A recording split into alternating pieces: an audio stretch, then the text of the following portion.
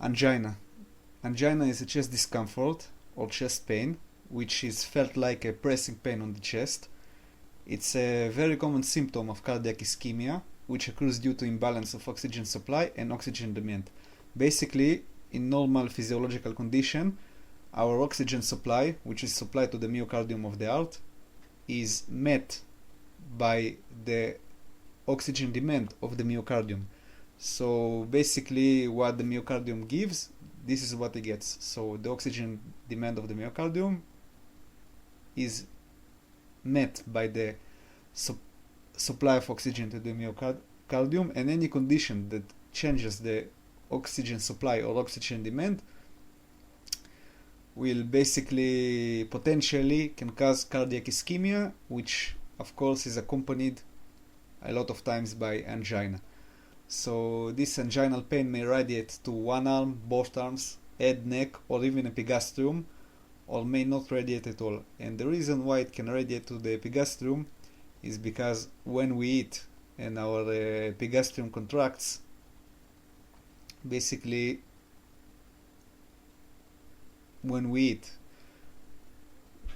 a lot of food and our epigastrium tries to digest it, it's like you can treat it like as an increased physical activity, and therefore the requirement for O2 is increased.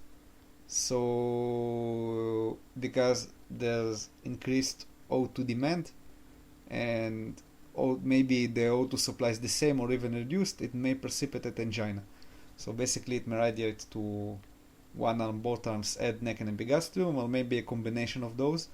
And angina shouldn't last more than 20 to 40 minutes. If it does, it will cause an irreversible injury to the myocardium, which is basically necrosis of myocardial cells. And how you can know the injury is irreversible? Basically what happens that in irreversible injury and necrosis of myocytes, we have perforation of the cells membrane, and out of the cells enzymes leak, and they include troponin, basically troponin T and troponin I mainly, and also an enzyme called creatinine kinase, which is myocardial bound. So if we do a test and we find those molecules, then it means we have an irreversible injury. So basically after 24 or 40 minutes, an irreversible injury may occur. And also we can subdivide angina into three types: typical angina, prinzmetal angina, and unstable angina, which I will elaborate on later in a few slides. But first of all, we will discuss about causes of O2 supply and O2 demand imbalance. Okay, so we'll start by discussing the reduced O2 supply to the myocardium, the conditions in which there is reduced O2 supply in the myocardium. It usually occurs in the left ventricle, but can also be in the right ventricle. So the most common cause of ischemic heart disease, this is atherosclerosis. Basically it's a fibrous fatty plaque formation. It is found in the tunica intima of the coronary blood vessel, and it's the most common cause of ischemic heart disease. The atheroma itself, if you let me show you, because this is very important. Okay, so the atheroma itself, it has a thin fibrous cap. Okay, thin fibrous cap, and inside the fibrous cap there are smooth muscle. Okay, this is the red, collagen, and macrophages. And below it there are lipids, LDL, okay, low density lipoprotein, and cholesterol. And actually we have macrophages also, okay, below it.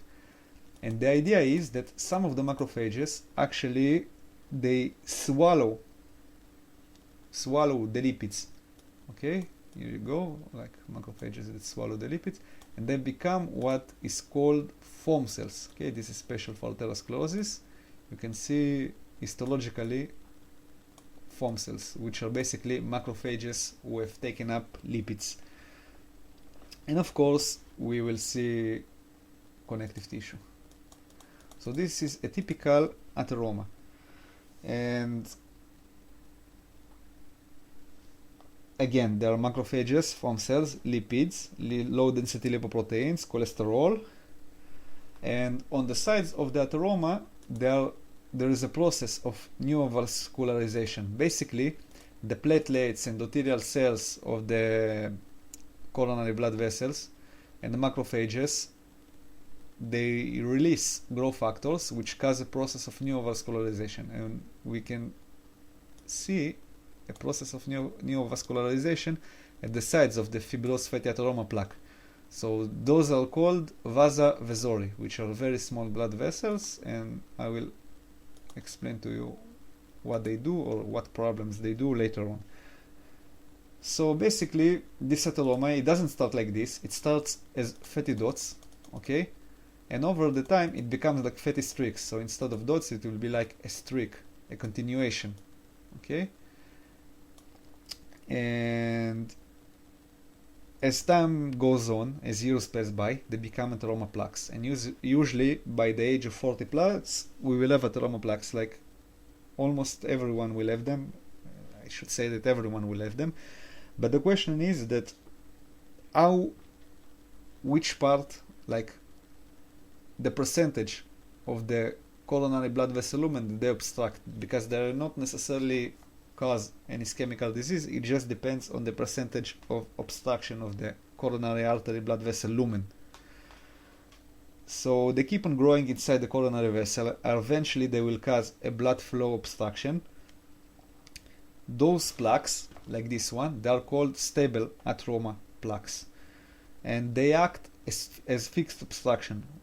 So basically, during vasodilation of the coronary blood vessel, for example, during physical activity, you know that during physical activity, epinephrine and norepinephrine are released. So they also work on beta 2 adrenergic receptors and beta 1 adrenergic receptors, and which the coronary, they work on beta 2 adrenergic receptors, and basically they induce vasodilation.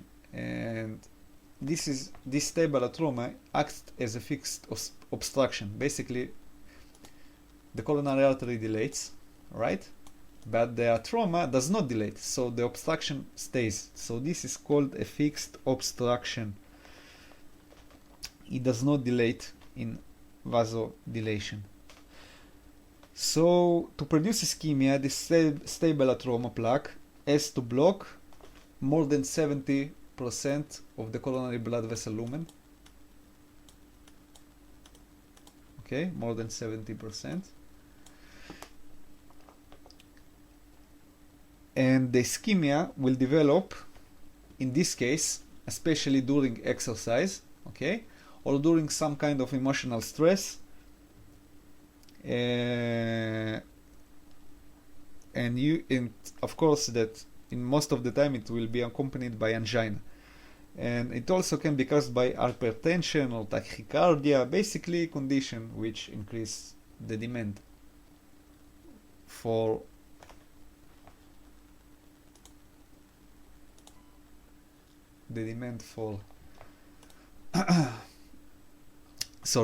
basically conditions that reduce the O2 supply to the myocardium. So let's say that the obstruction is more than 70%. Actually, it goes up to 90% and even more. In this case, the ischemia along with the angina will develop even at rest. So the person which has an atheroma plaque, stable atheroma plaque with 90% obstruction, he will have anginal pain and cardiac ischemia, which of course can worsen to myocardial infarction even at rest, even during rest. So the stable atheroma, which causes fixed obstruction, this is basically the hallmark of typical angina. And it is the most common cause of ischemic heart disease. Now about unstable atheroma plaque. Unstable atheroma plaque, they're basically like stable plaque, but they may undergo dynamic alterations or acute changes. So basically, in those plaques, there are a lot more macrophages, okay? And the fibrous cap is not like this, it's a lot more thinner. It's a very thin fibrous cap, so it will be like this, see? It's a very thin fibrous cap with a lot of macrophages, and it may undergo acute changes. And it also has a lot more foam cells. So a lot more lipids, a lot more foam cells. It may undergo acute changes. Those acute changes, it includes ulcerations and erosions and rupture. Ulceration means damage to the endothelium underlying, see, damage to the endothelium, this one.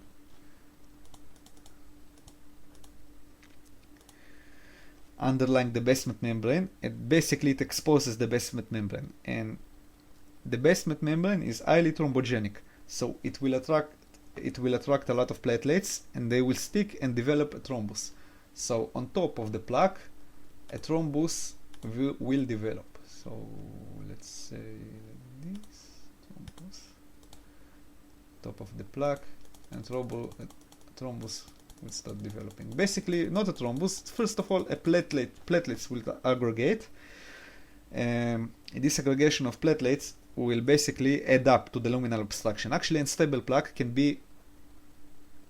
can less obstruct the lumen than a stable plaque. Basically, it can be like 50% or 40% obstruction, but it is more dangerous because of the ulceration and rupture. So ulceration will cause, it's highly thrombogenic, and it will cause aggregation of platelets and may possibly lead to a thrombus. And a rupture is a more severe damage, and it actually perforates all the way the basement membrane. Okay, it perforates the basement membrane. 1 second. This, okay, perforates the basement membrane. And this exposes the lipid material within the fibrofatty plaque to the blood. So cholesterol material, foam cells, and also they will be exposed to the blood. And in this case, platelets will also be attracted and aggregate and may possibly form a thrombus. Actually, platelets will stick and release platelet growth factors and other molecules like 5-hydroxyltryptamine, and also procoagulation factors, and also platelet factor 3 and 4. And this is what will cause the process of coagulation. Okay, and also in some people, fibrin will deposit. Okay, let's say this is fibrin. We use that color, so let's use green. Fibrin will deposit. Okay. And this deposition of fibrin and the release of 5-hydroxyltryptamine, platelet growth factors, and platelet factor 3 and platelet factor 4, which will increase coagulation, this is what will cause the final formation of a thrombus. So you can see the luminal obstruction is increased.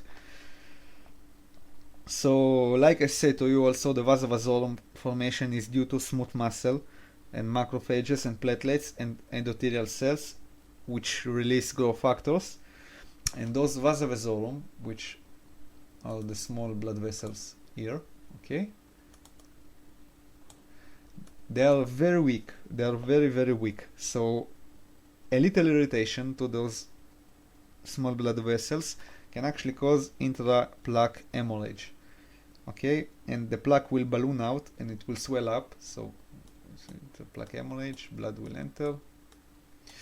And basically what will happen is that the plaque will swell up and it will balloon, and this will lead to an acute severe obstruction of the coronary artery. So see, balloons out, and the obstruction may be very acute and very severe, and can precipitate myocardial infarction, acute MI. Okay, so now this atherosclerotic plaque, like I said to you, is unstable. It may actually rupture, and this will cause lipid material to come out into circulation, and this is called atheroembolism. So it may cause a condition of atheroembolism. Basically, a part which is inside the atheroma fibrofatty plaque will come out, and it will come out to the circulation, and it's very similar to a thromboembolus. Okay, it's very similar to a thromboembolus. It may flow and block smaller vessel and produce an obstruction, lead to infarction. So it may go to the renal arteries and produce renal infarction. It may go to cerebral arteries and produce CNS complication or infarction, and may go to the coronary blood vessel, obstruct it and produce myocardial infarction. Actually, let's go back to a little bit our discussion on unstable atheromas. There are some external factors which can disturb the stable atheroma and cause it to convert to unstable atheroma.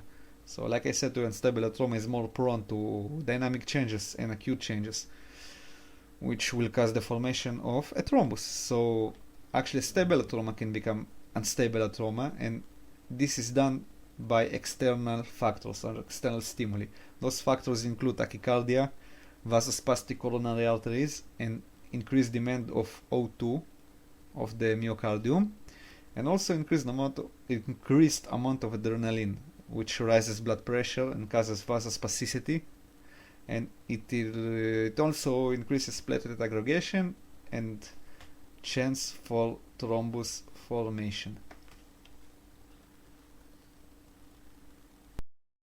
The second condition which causes a reduction of O2 supply to the myocardium is coronary artery fibrosis or coronary osteal fibrosis, because mostly the ostium or the opening of the coronary artery is affected. This is due to tertiary syphilis, which involves the root of aorta. Okay, so basically it involves the root of aorta due to tertiary syphilis, which causes syphilitic arthritis, inflammation of the aorta in the initial part right after the mitral valve. Okay, so basically it will involve the coronary artery, and the aorta will start to stretch out, cause a chronic inflammation, and it will cause the coronary artery ostium to be fibrotic and stenotic. Third condition is dissection of aorta. In dissection of aorta, basically the blood dissects from the aorta and it may extend to the coronary artery opening, causing a jet flow injury. Basically the blood, like it's propelled with a strong force, and it eats the ostium of the coronary blood vessels.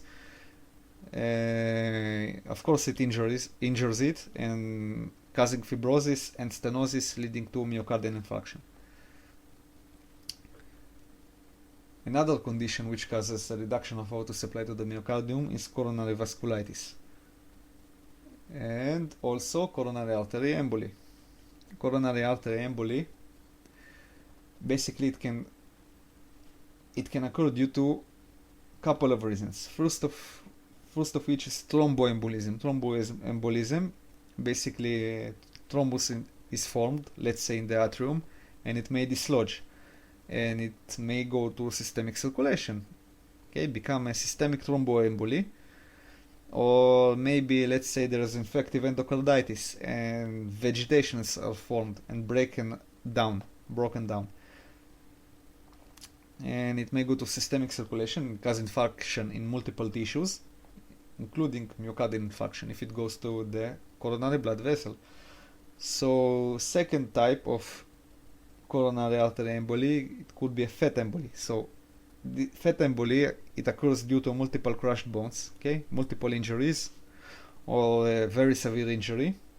So basically, when a part of the bone marrow, part of the bone marrow fat goes into the veins, from the veins it may go to the lungs and produce pulmonary complications, but it may not stop there. From the lungs it may go into the heart, and from there to systemic circulation and to coronary arteries, and maybe also to carotid arteries.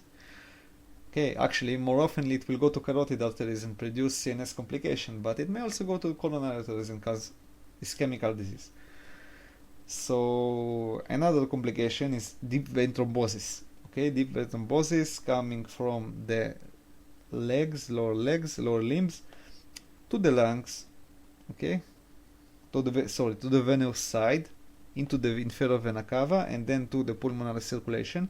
And from the pulmonary circulation, it may go to the left heart and to systemic circulation, and maybe cause ischemic disease accompanied by anginal pain. I want to tell you one interesting condition in which there is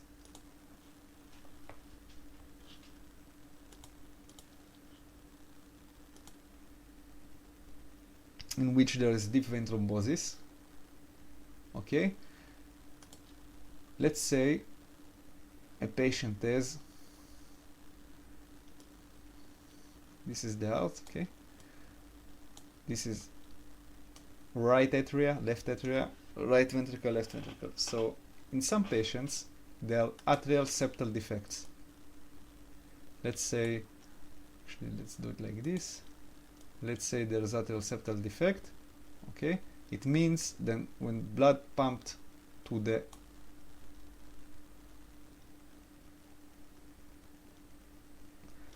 right atrium, it may go to the left atrium. So let's say there is someone with DVT.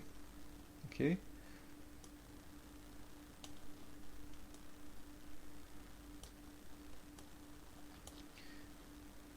say a thrombus comes.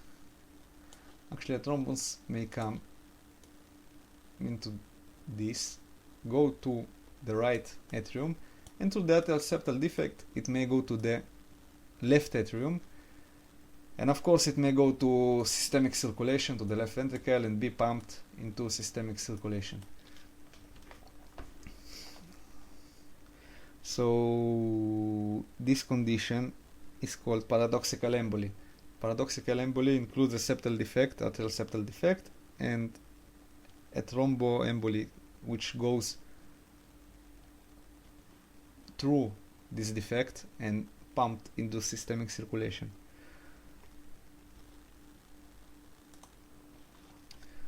So again, reduction of O2 supply to the myocardium, it can occur also to polycythemia. Okay, in polycythemia the blood becomes viscous, it starts to move slowly, and eventually it becomes static. And actually, how polycythemia may occur? By a increase of erythropoietin production by the kidney, which will cause erythropoiesis and increase red blood cell count, causing polycythemia.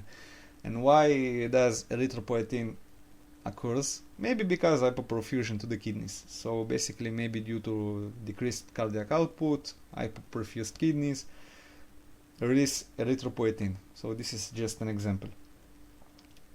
Another condition is severe anemia. This is understandable. Okay, less red blood cells, so less O2 supply to the myocardium. Less O2 gets to the coronary blood vessel and gets supplied to the myocardium. It can also occur in prolonged severe hypertension, okay, especially during operation if a patient has or had myocardial infarction and we give him anesthesia. And in this case, if a patient had a myocardial infarction and then maybe suffers already from angina, and we take him to an operation and we give him anesthesia, we have to follow the blood pressure, because if the blood pressure decreases and the perfusion is down, okay, so it may cause a coronary system or cerebral system, like it will reduce the perfusion to the coronary system and cerebral system, may cause infarction. So this is not on the slide, but this is an interesting condition. So prolonged and severe hypertension may lead, okay, to ischemic heart disease.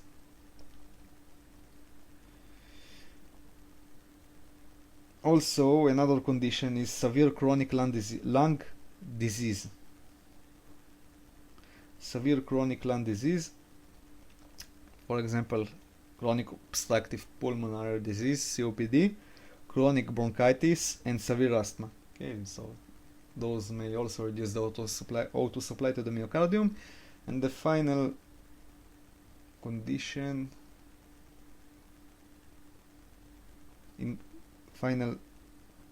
is not on the slide, but it's carboxyhemoglobinemia. This is due to carbon monoxide poisoning, okay, CO poisoning. Basically, the hemoglobin, it captures the hemoglobin and prevents O2 from binding, and it also prevents the O2 that already bounded to the hemoglobin in the red blood cell. It prevents it from going into the tissues, like it traps it. So there is reduction in O2 supply, so it's understandable that there's reduced O2 supply to the myocardium. So those are the conditions that reduce the O2 supply to the myocardium. Again, usually occurs in the left ventricle, and you should remember that the main one is atherosclerosis. This is very important, so you have to know it very well, especially atherosclerosis. Now, about the increased O2 demand by the myocardium. So those are the conditions which increase the O2 demand by the myocardium. And the first one you must know is the left ventricular hypertrophy. So the conditions which leads to left ventricular hypertrophy include increased blood pressure, aortic stenosis, aortic regurgitation, and also hypertrophic obstructive cardiomyopathy.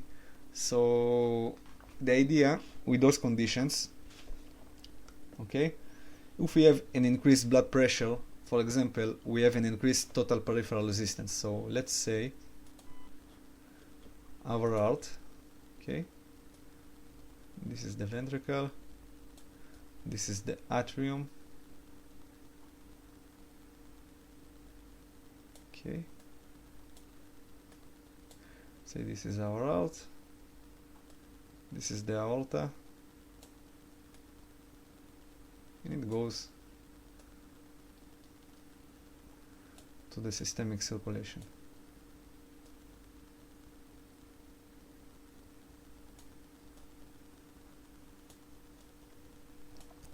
So let's say we have an increased blood pressure, maybe due to increased total peripheral resistance. So the venules before the capillaries, they contract, okay, and basically there is a very narrow part that the blood passes through. So the ventricle has to pump in an increased pressure in the aorta, in the systemic circulation also. So it will cause the ventricle, it will force him to contract strongly, and this may cause a left ventricular hypertrophy, okay, which may increase the demand of the myocardium for oxygen.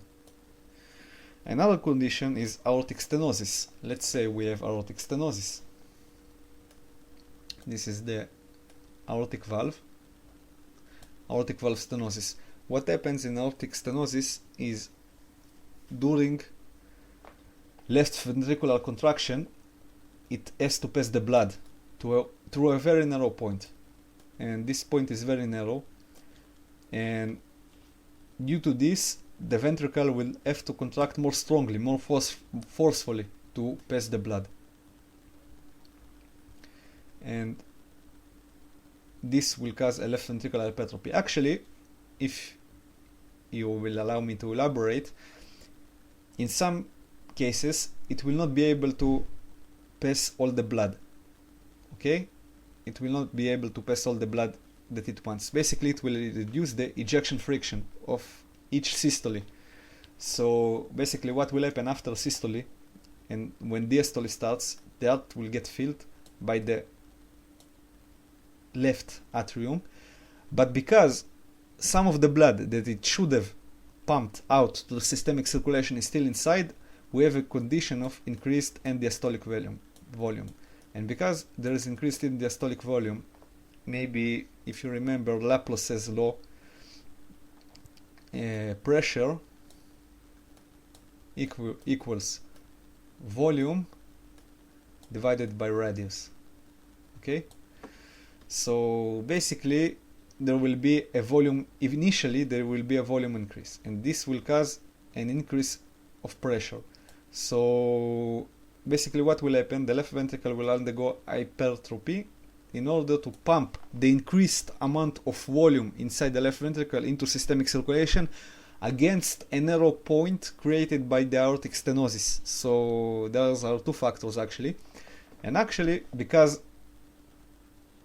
if this problem continues, the blood may accumulate so much that the radius, okay, may increase inside the left ventricle. Basically, blood will accumulate so much, and the left ventricle will increase in size. This is called left ventricular dilatation.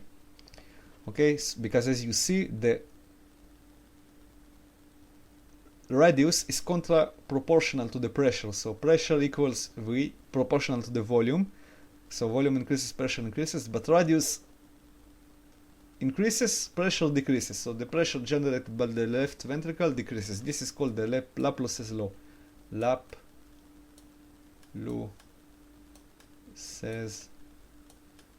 law. Sorry for if I misspelled it. Okay, my English is not perfect. Deal with it. So this is Laplace's law.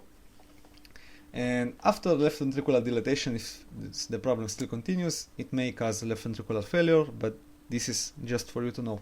Another condition is left aortic regurgitation. Left aortic regurgitation, it's very understandable that during diastole, left ventricle closes, but in left aortic regurgitation, the leaflets, okay, the aortic leaflets do not close well, and some of the blood regurgitates back, and this of course increases the volume, like the left ventricle gets filled by the right atria and blood regurgitating back from the aorta inside.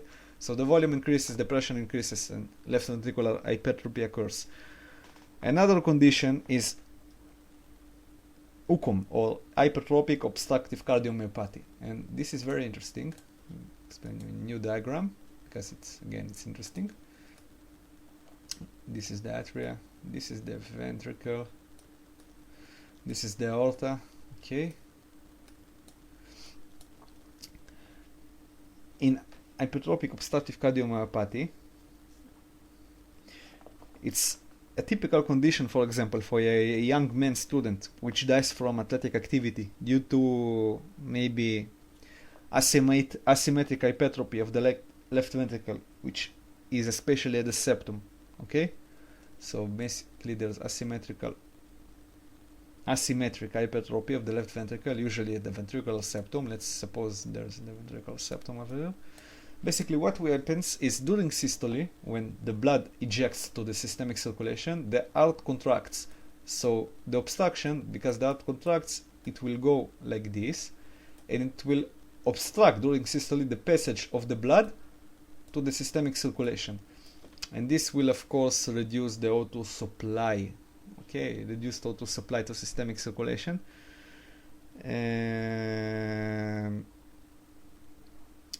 Due to this, okay, because there's reduction of O2 supply to systemic circulation, blood will again accumulate inside the left ventricle.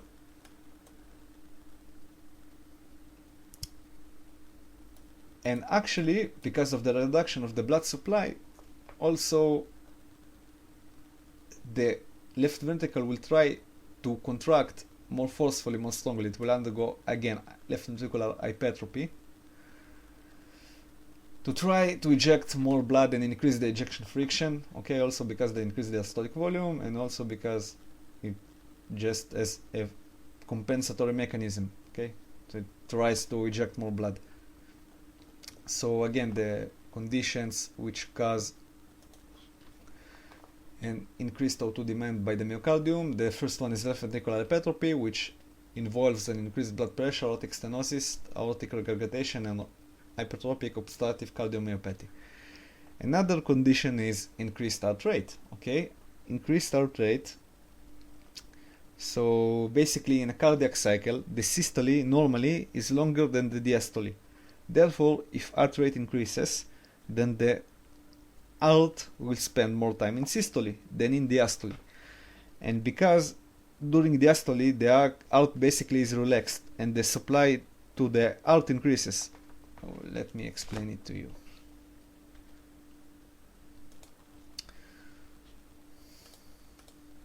Okay, we have the heart. Let's say the coronary blood vessel is here. Okay, so during systole, the heart contracts, and when it contracts, actually in the myocardium. When it contracts, actually in the peak of systole, it will compress the coronary blood vessel, and this will reduce the blood supply. Okay, it will reduce the blood supply to the myocardium, and therefore, in increased heart rate, the cardiac cycle, okay, increased heart rate, the systole will be longer than diastole. So if heart rate increases, the heart spends more time in systole, and during diastole the heart is relaxed and the supply to the heart is more, because during contraction it presses the blood vessel. And it's also more logical that the heart is when our heart is relaxed, it gets supplied more. So therefore, if diastolic time increases and systolic time increases, if diastolic time decreases and systolic time increases, the perfusion to the heart decreases. This results in a progressive hypoperfusion to the left ventricle. Also, the heart overworks because the systolic time is increased, so the heart pumps more. So we have a condition of increased O2 demand by the myocardium, okay? And this will lead to ischemic heart disease. Also, the increased heart rate can cause an increased risk for acute changes of atheroma plaques. So if we have a fibrous fatty plaque, it's also something to consider. And I should mention that the increased heart rate may occur due to exertion, maybe exercise, or maybe the person just goes up the stairs. It depends. If he has an atheroma plaque or any other underlying cause, it may occur in less demanding tasks, like going up the stairs or just walking. So the increased heart rate may also occur due to increased emotional stress, even due to sexual activity. Okay, it's also an exertional activity. Another condition which causes increased O2 demand by the myocardium is hyperthyroidism. Basically, in hyperthyroidism, due to increased amount of T3 and T4, thyroxine and triiodothyronine, we have increased chronotropy, increased heart rate, and increased inotropy, increased contractility of the myocardium. So this increases the O2 demand of the myocardium, which may precipitate ischemia and angina. Also, we have a physiological condition of pregnancy. If the mother has increased cardiac output because she has to supply herself and also the baby, okay, it may increase the O2 demand of the myocardium. It's especially dangerous if she carries more than one baby, or maybe if the mother has atherosclerosis, or if she has atherosclerosis and carries more than one baby, then it's very dangerous. So another condition is pulmonary hypertension. In pulmonary hypertension, the O2 demand increases in right ventricle, and this increases the risk of ischemic heart disease or MI of the right ventricle. Why? Because in pulmonary hypertension, the right ventricle pumps against an increased pressure in the pulmonary circulation. So this will lead to right ventricular hypertrophy. And right ventricular hypertrophy, this is a hypertrophied. Okay, hypertrophied right ventricle. So the myocardium of the right ventricle will demand more oxygen.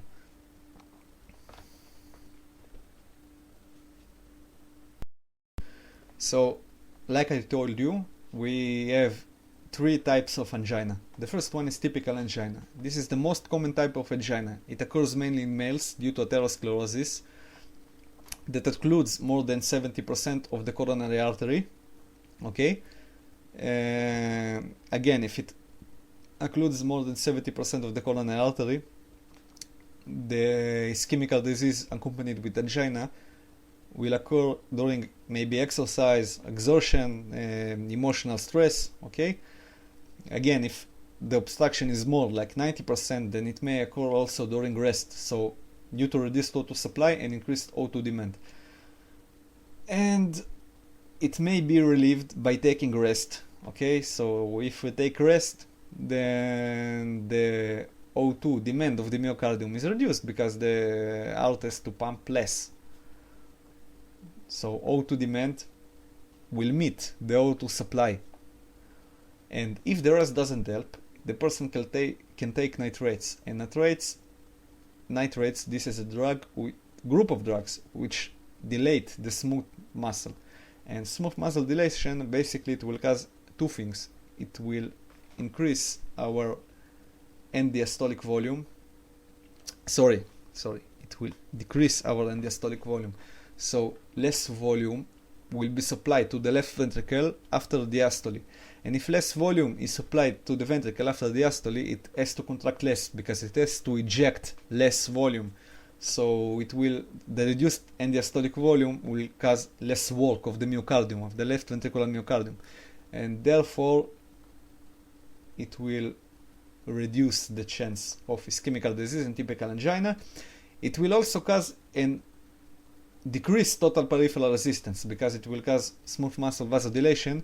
Our arterioles will dilate, and this will cause the left ventricle to pump against a lower pressure. So again, it's very beneficial for ischemic disease prevention and typical angina. Okay, so you have to remember the reduction in end diastolic volume and reduction of total peripheral resistance. Think opposite of epinephrine and norepinephrine. So again, like I told you, if coronary vessel lumen is more than 90% occluded, so ischemia and angina will precipitate even during rest. The ischemia will occur in subendocardial myocardium, the deepest zone of the myocardium. Let me explain. So our myocardium consists of three zones, okay? Outermost zone of myocardium, middle zone of myocardium, and the myocardium just before the endocardium, the submyocardial endocardium. Subendocardial myocardium, sorry, it's late. I'm a bit tired. So this is the subendocardial myocardium. This is the area in stable angina where ischemia will first occur, okay? Subendocardial myocardium. So treatment, again, rest and nitrates. Second type of angina is Prinzmetal angina. This is very different from typical angina and also from the third type of angina, which we will discuss after this slide. So Prinzmetal angina, this is more common in females. Okay, this is a little bit surprising because ischemic disease and myocardial infarction, this is more typical in males. Maybe I should mention to you some of the factors why it mostly occurs in males. This is mainly due to the lifestyle. So what do I mean? Basically, males, they are more nervous, so we have more hypertension, chronic hypertension. This is one of the factors that causes ischemic disease and myocardial infarction, and one of the factors that increases the risk for atherosclerotic obstruction. And also due to alcohol and also due to smoking. Smoking actually causes more platelets to aggregate and increases the chances of thrombus formation on the fibrofatty plaque in atherosclerosis. So it occurs so ischemic disease and myocardial infarction, basically a male disease. But this condition of Prinzmetal angina, it's more common in females. This occurs because of coronary luminal obstruction, okay? Coronary luminal obstruction. In this condition, the coronary luminal obstruction is either absent or basically it's not the cause of the angina or the ischemic disease. This type of angina, Prinzmetal angina, is precipitated due to vasospastic coronary vessels, which is like very severe vasospastic coronary vessel, okay, which is very severe, and basically it leads to ischemia. So this, as opposed to stable angina, this will cause a transmural ischemia of the myocardium. What does it mean, transmural? It means the whole layer of the myocardium will be ischemic, okay? Not only subendocardial myocardium, also middle layer of myocardium and outermost layer of myocardium.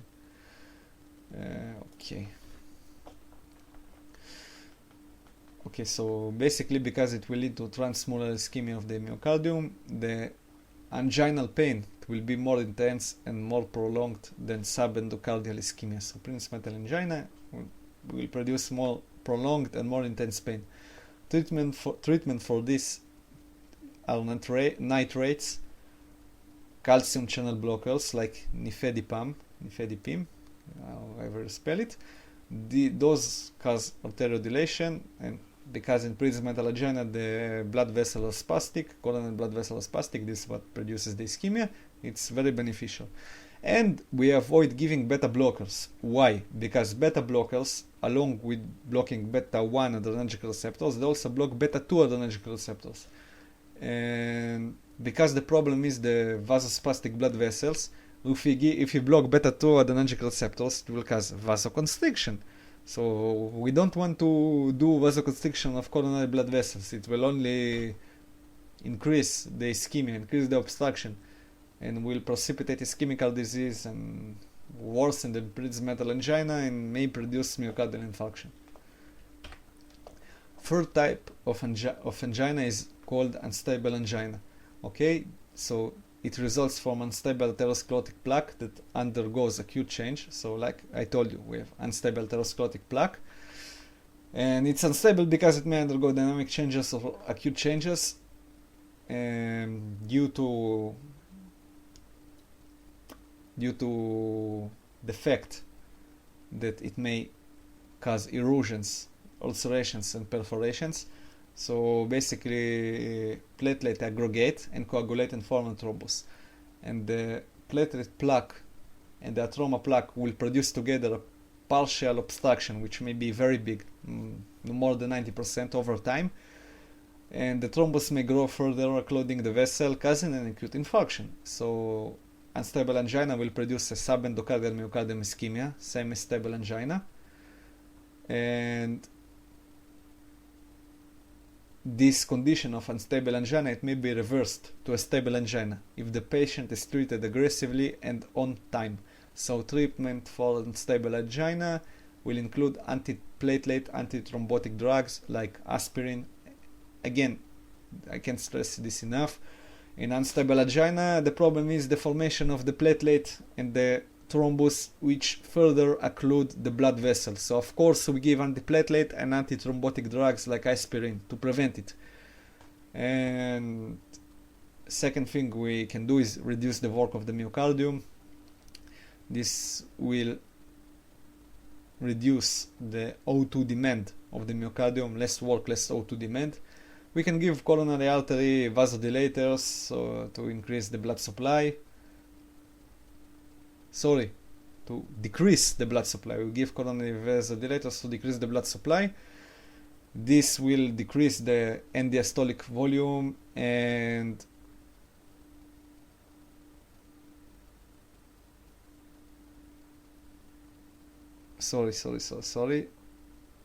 we give coronary vasodilators to increase the blood supply to the myocardium.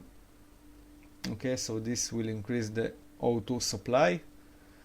And in acute phase of unstable angina, we can give oxygen. Thank you for listening. If you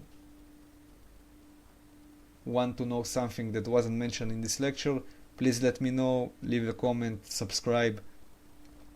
I will try to post more lectures. If you have any request for a lecture you want me to do on some subject, please let me know. Thank you for listening.